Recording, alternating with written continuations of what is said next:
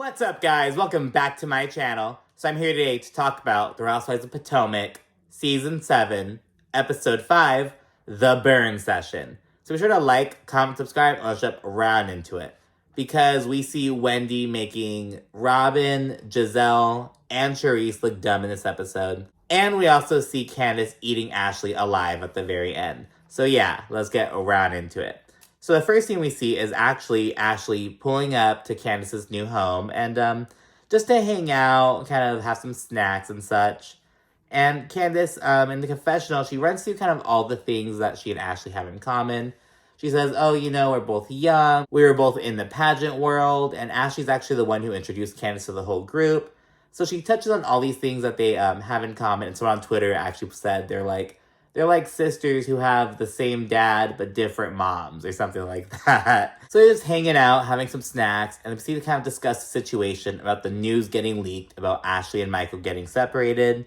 Ashley shares that Michael's just really upset because he feels as though he has no autonomy, and I'm sure he's felt that way throughout their time together, at least on the show. You know what I mean? Like, all his dirty laundry getting aired out. You know, if she weren't on the show, you know, he'd probably be able to get away with some of his bullshit. But that's neither here nor there. We then segue to Candiace. She says that she's in a funk, and she says that due to Gizelle's schemes and such, Chris is actually kind of uncomfortable himself, and he's kind of just trying to distance himself. He's like, I don't really want to hang around the group anymore. I don't want to go to any functions. Like, I'm kind of done with that shit. And so Candiace gets to that, and she actually says that, you know, the group is the reason why she had to stop her IVF. So yeah, Candiace just kind of not really with it. And then she needs to mention that she actually heard that Ashley went to dinner with a hockey player. I was going to say soccer, but no, it's a hockey player. Ashley, she like confirms, and Candiace says, oh, you know, people come to me with so much gossip that I don't even want. She was basically just saying, oh, you know, girl, I've been hearing some things through the grapevine, and Ashley confirms it, and Ashley goes on to share that, you know, she used to hear a lot of shit, specifically about Karen and Ray's marriage. And Candiace kind of corroborates this, and she says that she heard that Karen was sneaking out of town with some dude. And I think it was 2 episodes ago, that was when Karen was with Ray. They're getting like their nail, like a manicure, and she was like, oh, you know, you have no problem with me having eye candy, right? But so yeah, according to Candiace, you know, there's rumor has it that Karen's off doing her thing with some man besides Ray. And we know that back in the fucking season 1 reunion, Charrisse accused Karen of having a boyfriend, some driver named Blue Eyes. The old watchers will remember that. But so yeah, and then Candiace, she says that she wants Ashley to go and have fun and just do her thing with men who have some fresh, tight balls and not these old, saggy balls that Michael has. That's what Candiace says. And she also makes a comment about Michael always doing stuff. Because she says, like, oh, Ashley, I want you to just kind of go out. You guys aren't divorced yet because they're separated. And Ashley's like, you know, yeah, but I feel kind of guilty. But, you know, I'm sure that Michael's doing stuff. And Candiace responds by saying, girl, don't get me started. He's always doing stuff. And Ashley has this look on her face, like, I don't know. She doesn't, like, make it known, but I'm like, that's going to bite Candiace in the ass. And we learned that it does, because remember, like, Candiace is full-on Team Ashley, but Candiace is still very much shitting on Michael Darby. She's calling him a predator still, saying, like, oh, he's always out doing these shady activities and shit. And so, I'm sure Ashley, she's getting a little too comfortable with Ashley, essentially, is what I'm getting at. So, I mean, Ashley, she'll be splitting with Michael, but she still lives with him. She's still raising her kids with him. She still has this loyalty to him to an extent. But yeah, so it's kind of, I suspect that this was kind of one of the things that may have triggered what went down later on. Ashley being a vindictive bitch to Candiace, as Candiace so lovingly put it. But yeah. We then see a scene with Mia at home with her family. Her oldest son, Joshua, he's not there, but her younger two, Jeremiah and Juliana, they're both there.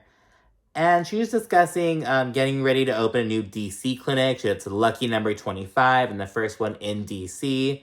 So she's really excited. And then we see Mia and Gordon. They're discussing her health. They say that cancer has been ruled out, thankfully.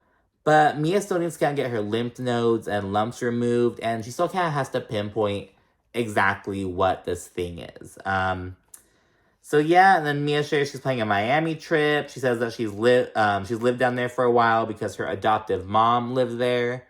So yeah, we'll see that eventually. I know nothing about the Miami trip. I guess it might be the first actual trip they take, because they take a trip to like a little winery that's like 2.5 hours away. But I think Miami will be the first like jet setting trip, if you will. Mia then recalls Gordon, or as she calls him right now, for some reason, she's like, Daddy G. And I don't know why. It's like, I've heard Gordon, I've heard G, but like, where's Daddy G coming from? He was probably like, you should call me Daddy G.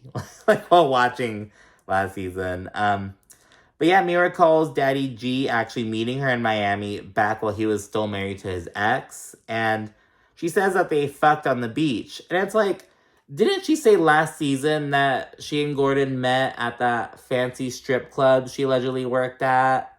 She was like, oh yeah, I was a dancer there and he used to go there pretty often. He was one of the biggest spenders there. He helped build the VIP section. Like, she was all into that. And now she's saying she met him in Miami and fucked him on the beach. And Joe said some bullshit about like, Jacqueline was also with me in Miami and, she's my best friend and she knows all my secrets. And Gordon said some shit about like, we had a good time. Can't go into detail because, too X-rated. I feel like just alluding to them having a threesome. I feel like at the reunion, it'll come out like, yeah, we've had a threesome. It's like, bitch, we know. like, I don't know. It's a little too, like, I don't know. Just being coy. I don't know. Mia's fucking weird. Because again, I'm like, she's saying she met Gordon in Miami. She's probably, I know what she's going to say. She's going to be like, no, I met him in Miami and we had sex. Then we just left. Then we just never talked again. And then I met him for reals, like, back in Maryland. I feel like she's going to pull that. Like, I don't know. Mark my words. I feel like that's what Mia's going to fucking say. She's going to explain this, like, plot hole, if you will. Not, like, I don't even know, man. We now have a really cute scene of Gizelle with her daughters at a nail salon. So the daughters are getting manicures and Giselle's getting a pedicure. And Gizelle sits down and the nail lady puts, like, a little towel for Gizelle to put her feet on. She, like, picks it up and, like, dabs the oil off of her nose or whatever. And Adore, who's, I think that's her middle child. It's the one who gives Gizelle the most shit. She's like, you're nasty. And just like, yeah, and Gizelle, she's prepping for the teen Sweet 16 party. And Gizelle, she can't believe how fast they're all growing up. And they're right behind. So Grace is getting ready to graduate high school and go to college. And Angel and Adore and Angel, I believe they're only a year behind, like right behind her. So yeah, Giselle's gonna be an empty nester real fucking quick. Yeah, she says that she wants to give a speech at the party, and the twins, they say, oh, you have 90 seconds. And she's like, that's only 45 seconds per kid. And they're like, it's fine, just generalize, it's fine. They're just giving her, it's so funny. I love the scenes of Giselle's family scenes. Gizelle then, she reflects on her and Jamal, their co-parenting relationship that they have, and she says that, she'd have had their ups and downs, but he's always there for the girls. They're always there at these, for, I guess, the big moments, essentially. And she said she hopes that Ashley and Michael can get to that point if and when they ultimately divorce. We then see Robyn. She's meeting with a family law attorney to see what's up with the prenup. And she gives the attorney a rundown of her and Juan's situation. So we've known each other since high school. We got married in 2005. 7 years later, we split up, and they had a prenup initially, but they, like, lost all their fucking money by the time they divorced, so it didn't even matter. She kind of goes over all that shit. We already know this information. She also shares that Juan thinks that the prenup isn't necessary, but it's like, then why the fuck did he have Robyn sign a prenup back in their first marriage? Like, the prenups are so unnecessary. It's like, he's just, like, that's the thing. Juan isn't even on the show all that often. But he, like, stays looking bad. It's just his masculinity. And just, like, oh, I don't know my wife. It's like, oh, my goodness. Because it's like, if a prenup is unnecessary, then why did you have her sign one? You know what I mean? I'm sure you can just say, oh, it was a move that my agent advised me to make. You know what I mean? Like, some shit like that. Or, like, all the NBA players have their wives sign up. Yeah, I don't fucking know, but yeah, man, I don't know. And then the lawyer asks if there's a disparity in income. And Robyn says yes. And she says that she wants to protect her businesses that are really successful. And AKA Robyn saying that she makes more money than Juan. And speaking of which, that might be even more money now, because an article recently came out accusing Juan, because he's I believe he's the head basketball coach at Coppin State University and HBCU in Maryland, and Baltimore specifically. Is Juan was accused of having knowledge that, like, an assistant coach was being predatory to people, like to female athletes, and it's a fucking mess, girl. So yeah, oh my god, it's bad for, like, So yeah, man. But anyways, Robyn then says that Juan's kind of thinking the worst, but she says that, like, no, I'm trying to prevent the worst. Like, just let me get this prenup to protect myself, just in case. Like, and they've already gotten divorced once. It's like, I don't know. I don't blame him. I think Robyn needs to get that fucking prenup. I hope she does not back down from this shit. And I don't think she will. And then Robyn proceeds to actually ask what infidelity clauses. Like, okay, like, the other thing, it's like, if you have to sign a prenup, fucking put some clauses up in that bitch. You can put anything, you just kind of, like, it's, like, all right, yeah, I'll sign it, but you have to put infidelity, like, where if you cheat on me, you have to split, I get that, like, but yeah, she's looking into that, and it's like, ooh, okay, and that's where the scene kind of ends. And then we move on to seeing Karen, Ashley, and Wendy. They link up for a little tulip field. It's actually really fucking cute.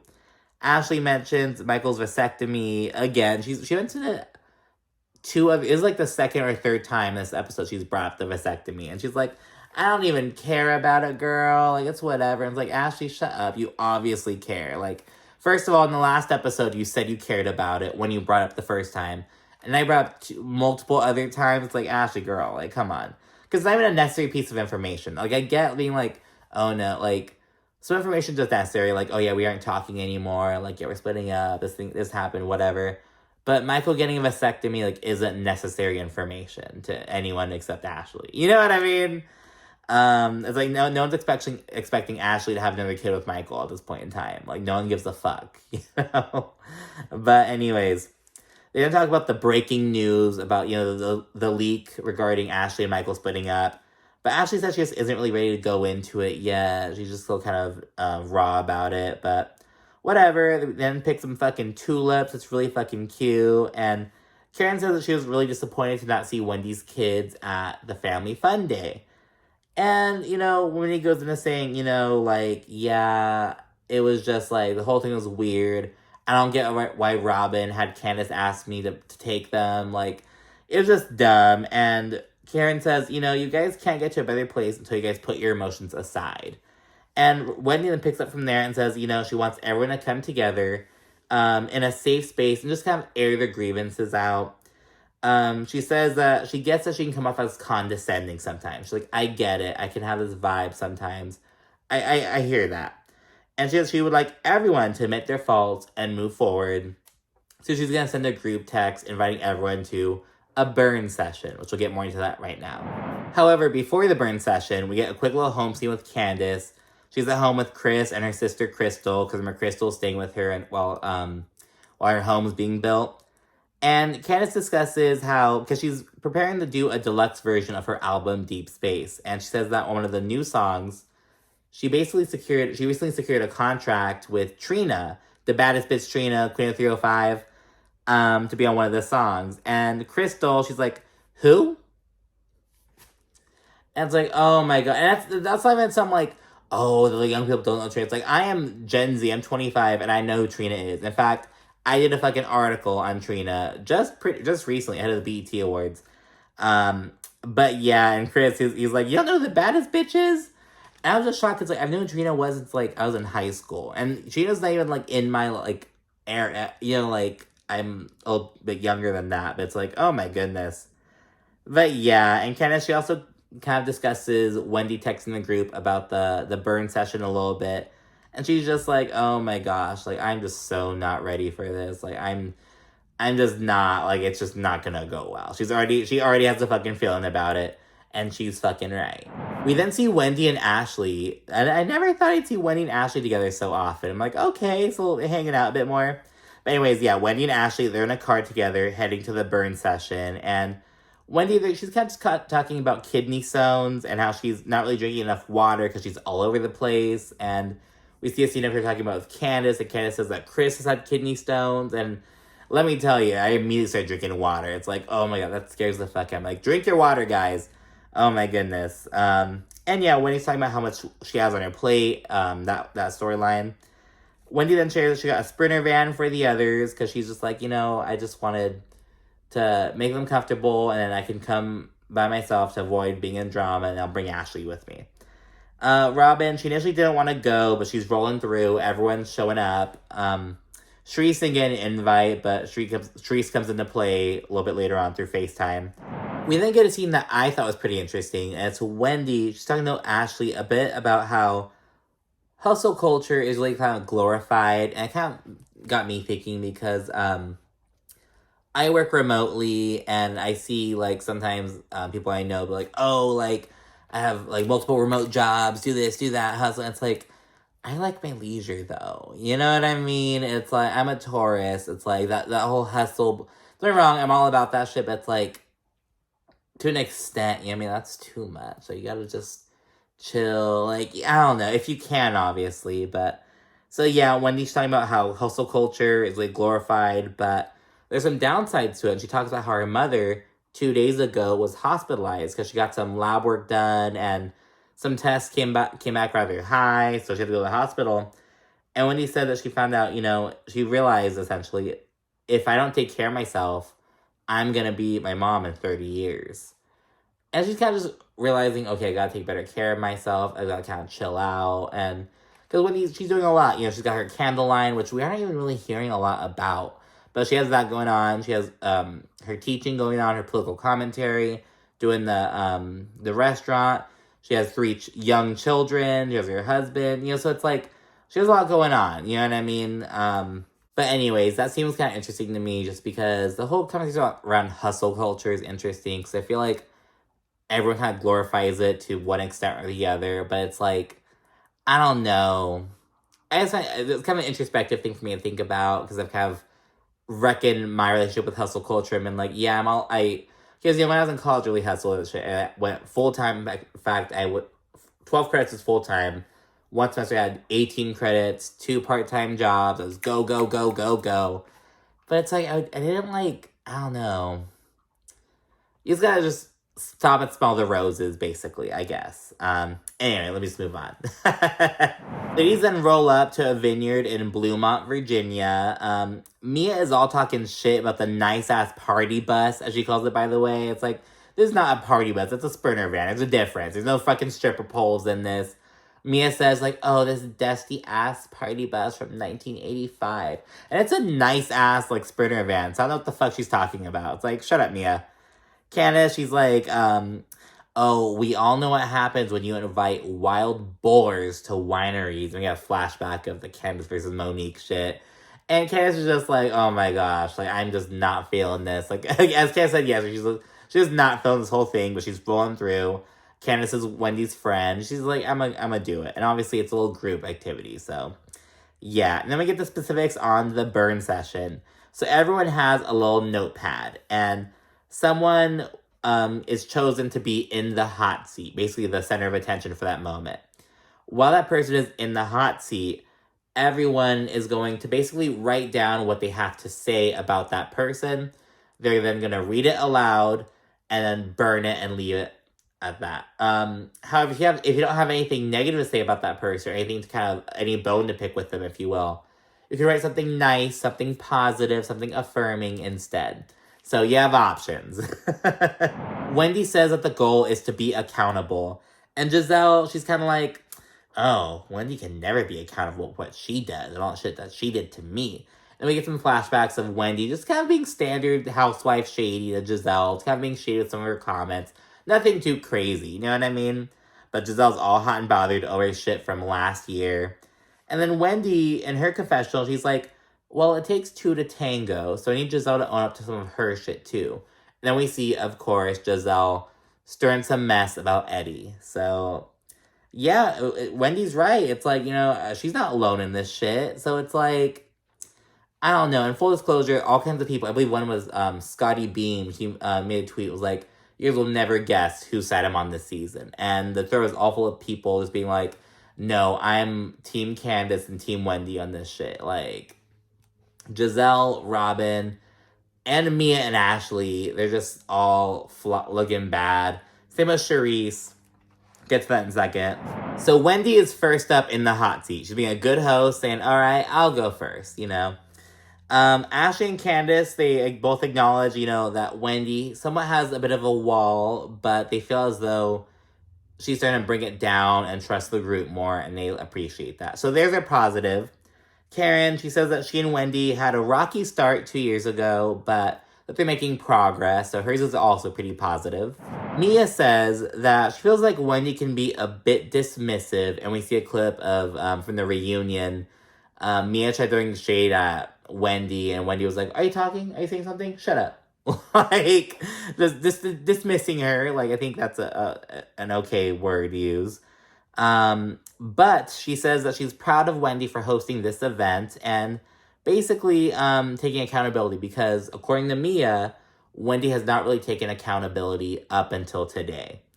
And in the confessional, Mia says that she really wants to like Wendy. It's just hard to do so. And full disclosure, I've heard that from a few other people about Wendy.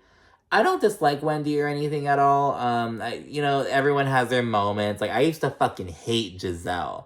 Oh, God. Like, an early Potomac. Oh, my goodness. But, yeah, there are waves and shit. But, you know, yeah. And then for Robyn's turn, Robyn just says, at this point, we're oil and water, and I'm okay with that. And that's it. And it's like, okay, bitch. Like, really? Like, that's it? Like, Robyn just had to try to be petty and make a moment and didn't even fucking elaborate on her shit. She'll cause a scene a little bit later, so she'll get her word out then. Right afterward, Gizelle, she agrees with both Robyn and Mia's statements. And then Gizelle, she'll talk shit about Wendy trying to hug her at Karen's spring fling event. She's like, after all of your bullshit from last year, according to Gizelle, after Wendy being on a Gizelle hate train all last year, she wants to go hug her now. And it's like, girl, it's a new season. Like, come on. Like, and again, why did Gizelle act like she didn't ignite? Like, Gizelle ignites bullshit, but when people respond to it by dragging her ass. Oh my God, and I forgot to mention this. By the way, I can't stop looking at Gizelle's ankles in this episode because of what he's like, okay, neck. Okay, ankles. Not today, neck. Not today, ankles, excuse me. Yeah, I can't stop looking at him. But, yeah, and then there's some more conversation of what goes on. But anyways, Wendy takes in the comments, and she says she owns her role in, you know, the drama that she and Robyn have. Robyn then addresses Wendy and tells her to stop saying that Robyn tried to fight her at Ashley's dance event. Because, yeah, Wendy was saying that Robyn was being aggressive and that she had to be held back and everything. And Robyn, she's saying, oh, that's not like me. No one had to put hands on me. I did not do that. Like, you have to stop. That's not my character. And, bitch, people online are dragging Robyn's ass because they're bringing up her getting in fucking Ashley's face and Oz, putting her fucking hand in her face and shit. Her situation with Monique with the fucking umbrella between them and everything. And it's like, oh, now Robyn's saying, that's not me. No one had to do that. And it's just so dumb. And then Robyn's just denying it and shit. She's like, oh, I'm not like that. And she's like, contrary to Wendy's comments, no one had to lay a finger on me. And Robyn calls Charrisse on FaceTime and asks Charrisse, did you have to lay one finger on me and hold me back at Ashley's thing from fighting Wendy? And Charrisse is like, no. And we see a clip of Charrisse putting her big old fucking arms on Robyn, like 2 different times. And she got on fucking Instagram and tried to deny it, being like, oh, I did that out of instinct. I didn't see it as holding her back. I was just gently nudging her. And it's like, Charrisse, shut the fuck up. Like, honestly, like, I don't know. And then, yeah, so when fucking Charrisse denies it and lies through her teeth, Robyn and Gizelle get all fucking loud. They're like, oh, she just proved that you weren't lying. Like, now, like, what are you gonna do? Like, just being obnoxious out of nowhere. So why the lies? My truth, The lies. your truth. She just said she didn't touch Robyn. You are horrible. Why are you yelling? Robyn's causing us a big ol' fucking scene, and Wendy, she's like, maybe you should control your emotions. Like, cool as a cucumber. Robyn's all fucking mad, and Robyn gets up and leaves. She goes to the fucking Sprinter van, just chills in her Uggs. Gizelle then accuses Wendy of being fake and phony and shit, and Karen, she says, you know, all the yelling came from Gizelle and Robyn, so I'm not sure what they're trying to do. They're just making shit harder to move on. And again, yeah, it's just Robyn and Gizelle being dumbass bitches, and Charrisse fucking egging them on. It's just so dumb, and so we're really seeing some solidarity between Karen and Wendy this season, and I'm really here for it, honestly. I'm here for, like, a little, I don't want to say an alliance, but, like, a friendship between the two. Them just being, checking these bitches, you know what I mean? And then, in the midst of this madness between Wendy, Robyn, Gizelle, Charrisse, and a little bit of Karen at the end, Ashley chimes in and says she wants to speak with Candiace about something. Out of the blue. Totally just, like, out of nowhere. Ashley then says that her friend, who she brought to the fucking Spring Fling event, she says that Chris was being a little flirty with her at the party. And Ashley said she learned about this recently, aka after she was at Candiace's house. And Candiace is pissed because she's like, why don't you do this privately? Why didn't you could have called me, could have texted me, you could have, like, why are you doing this now? And Ashley's playing dumb. She's like, well, I knew I was going to see you here. Wouldn't you rather do it in person? Just being a dumb bitch about it. And then Ashley accidentally reveals that she's doing this because Candiace keeps on calling Michael a predator. She's like, oh, you won't keep calling Michael a predator? Well, look what your husband's doing. That's basically what Ashley's doing. And it's just so fucking stupid. And Ashley says, the pendulum always swings the other way. It doesn't feel good, huh? Just this vindictive, evil fucking, it's just like, what the fuck? I don't know. And Ashley brings up, she's like, oh, and Mia said the same thing, that Chris was staring at her at the party, which we already know is a lie. And it's just like, I don't believe Ashley, I don't believe Mia, and I don't believe Gizelle. It's like, they're just the timing and the manner in which this information is coming out and how they're handling it doesn't show genuine concern. And so therefore it's kind of casting doubt on the comments, you know? It's just so fucking whack. In her confessional, Candiace reads Ashley the fuck down. She says, I should have kept my good eye on that bulbous forehead ass bitch. Just all mad and just, she just got too comfortable, like I said. And Ashley keeps going, keeps being a vindictive bitch, as Candiace puts it. I agree wholeheartedly with that. Ashley says something about, like, oh, well, are you going to address this, or are you just going to turn a blind eye to it? Because if that's what you're doing, let us know. And Candiace says, well, you would know. And it's just, Ashley's just being vindictive. And I wish Ashley would own it. Because Ashley just doesn't own it. And that's the thing. Like, it's like, if you're going to be a vindictive, dirty-ass bitch, own that shit. Don't be like, oh, I don't get what the problem is. You know what I mean? It's just so dumb. But it's to be continued. And, again, just Team Wendy and Team Candiace right over here with this shit, honestly. Because Gizelle looked dumb as fuck. All like, Charrisse just denied it. But the footage proved that Charrisse was lying. So it shows Gizelle being dumb, Charrisse being a liar, Robyn just being... Robyn's so dumb. That's not in my character. Well, we beg to disagree, bitch. But oddly, production didn't play those clips of Robyn getting in Ashley's face and getting in Monique's face. The viewers are the one that putting those things out. So it's like, what the fuck, production? Like, you're so quick to call everything else out. Why don't you call Robyn out with that? Like, I don't know. But anyways, that's the end of the episode. It was a pretty crazy one. But yeah, Wendy and Candiace ate. Be sure to like, comment, subscribe, let me know what you thought, and stay tuned for more. Thanks again. Bye.